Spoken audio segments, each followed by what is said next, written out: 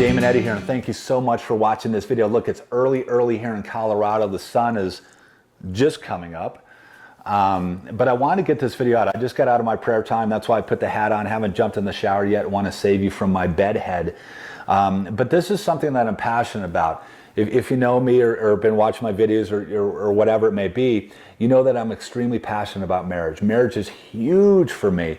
And I think a lot of it is because, you know, my parents divorced when I was 5. I'm my only child. They divorced when I was 5 years old. My mother then went on to be married 4 other times, 4 or 3. I don't know. Sometimes, you know, when you're younger, you just kind of block that stuff out. So there was a lot of fighting, a lot of stuff, just this crazy stuff, big fights, hitting. You know, I remember being at dinner tables and arguments would break out and plates would be smashed, food would be everywhere, and I'm just sitting there like a young boy, like, oh my gosh, what just happened? So I understand the pain of being a child and going through those tough situations. So that's one of the things why marriage is so important to me, because I have 4 kids. I want my kids to not to see that. I want them to see mom and dad loving each other and growing and encouraging. You know, yes, we do have our fights, we do have our arguments. I understand that, but it is. I want our kids to see us working through that in a positive way, not smashing plates.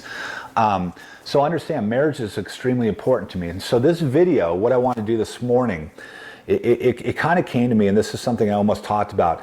You know, me being a man, and how I think of marriage, I feel that it's my responsibility to be the leader of the household. Yes, I go to God and I ask for His strength and His guidance, and then I lead my family because of that. So men, I want to encourage you. I want to tell you something. Now listen to me, because I see too many guys that complain. They just complain about their wife. If she was this way, don't do that. Let me tell you something. If you want to be treated like a king, if you want to be treated like a king, then you bust your butt and you treat your wife every single day like she's your queen. Every single day. Don't think that you can go to work, just pull in a paycheck, come back home, and just expect to be served. Don't do that. You take the leadership role.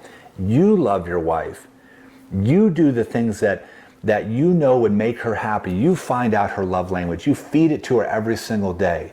You encourage her. You love her. You support her. You strengthen her. You do that. Do that. And don't just do it and then 2 hours later expect a result and then get pissed off. Don't just do it for 2 or 3 days and you don't get what you want and then you say screw it and give up. Okay? You may have to do it for a month, you may have to do it for 6 months, you may have to do it for 2 years to start getting the return, maybe, if I think about it, return on your investment. But do it. That's your responsibility. Now, from a man's perspective, women, if you see your man working hard, it's always smart to encourage good behavior, right? To encourage it. Now, he may have hurt you, you may have some wounds in that marriage, so it may be hard for both of you to do that. I understand that. If your man, for example, has been a jerk to you for a year, 2 years, or there's some past things, and he comes and he's like, I'm going to start doing things different, but he honestly does, it may be hard for you just to say, okay, wait, everything's fine. I'm just going to start treating him like a king now. I understand that. Now you need to be, you need to forgive him for whatever, and you need to do that, obviously, right? And the quicker you're able to do that and move on, that's just going to encourage it. But listen, men, if you want to be treated like a king, you need to treat your woman like a queen. Just do it. Stop whining, stop complaining, stop looking at her. See, this is what happens often in marriage too. And then I got to end this video because I don't want to go in too long. I told myself I was not going to do too long of videos. But one of the things that happens is, listen, there's differences, and that's a good thing. You may think, men, you may think of something a certain way, and then she may think of something completely opposite. You may do something a certain way, and she may do it the other way, right? There's these differences. But let me tell you guys, that's a good thing. That's a good thing. I know if Julie was just like me, I'd freaking go crazy, right? And I don't think we wouldn't be a good team. There'd be some things that would, some balls that would be dropped, some different things that just would not work out well. So there are those differences that we have in our marriage. Appreciate those, understand those. Don't come at them with a negative point of view. Don't let Satan get in there and say, and use those differences to pry your marriage away. Appreciate your differences. Appreciate each other. Start out each morning in prayer appreciating the other person, praying for the other person, asking for the strength and guidance and wisdom and love to go and give your spouse what they need every single day.